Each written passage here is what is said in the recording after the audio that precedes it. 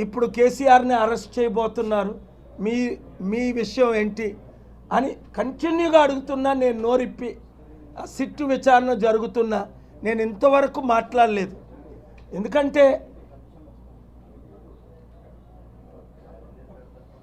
యథా రాజా తదా ప్రజ అన్నట్టు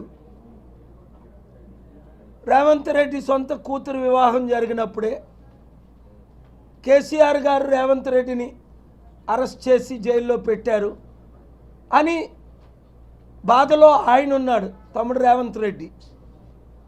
మరి నేను ఎప్పుడు వరకు ఉంటానో లేదో ముఖ్యమంత్రిగా నన్ను అరెస్ట్ చేయించినోడిని నేను అరెస్ట్ చేయనా అని.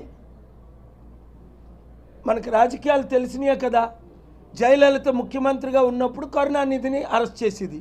కరుణానిధి ముఖ్యమంత్రి ఉన్నప్పుడు సామెత కూడా ఉంది, అది నిజమో అబద్ధమో, అదే ప్రిజను, అదే సెల్, అదే పిల్లో కూడా జయలలితకు ఒక పిల్లో, అదే పిల్లో కరుణానిధికి కూడా ఇచ్చేవారట.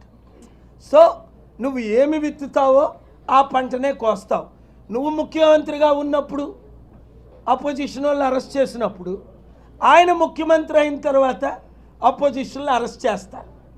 కనుక ఇవన్నీ ఎండ్ చేయాలంటే మార్పు రావాలి, అది తర్వాత మాట్లాడుకుందాం. Thank you very much, God bless you. శాంతి సభకు అందరూ రావాలి. డిప్యూటీ ముఖ్యమంత్రి పవన్ కళ్యాణ్ కూడా అన్నా నేను మారిపోయాను అంటే రా, శాంతి సభకు రా, ప్రార్థన చేస్తాను, దేవుడు దీవిస్తాడు.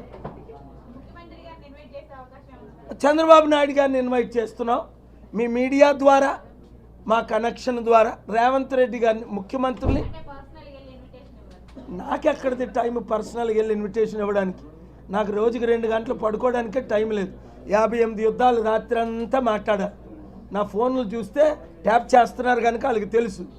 రాత్రి అంతా ఇరాన్ లీడర్స్తో, అమెరికన్ లీడర్స్తో, పగలంతా ఏ దేశంలో ఉంటే ఆ దేశ సమస్య. నాకు గొంతుకుపోతుంది, టైం లేదు. ఎప్పుడైనా 2 గంటలు నాన్ స్టాప్ పడుకున్న పరిస్థితి లేదు. 20 నిమిషాలు, 40 నిమిషాలు, ఎక్కువైతే 45 నిమిషాలు న్యాప్ తీసుకోవడం, మరలా వర్క్స్ చేసుకోవడం. చెన్నై YMCA గ్రౌండ్స్, నందనం, అందరికీ ఫేమస్. 64 ఎకరాలు, లక్షల మంది పట్టే గ్రౌండ్స్, వేల మంది లీడర్స్. ఆల్రెడీ మొన్నే దాదాపు 10,000 మంది లీడర్స్ కలుసుకున్నారు. కంటిన్యూ అవుతుంది.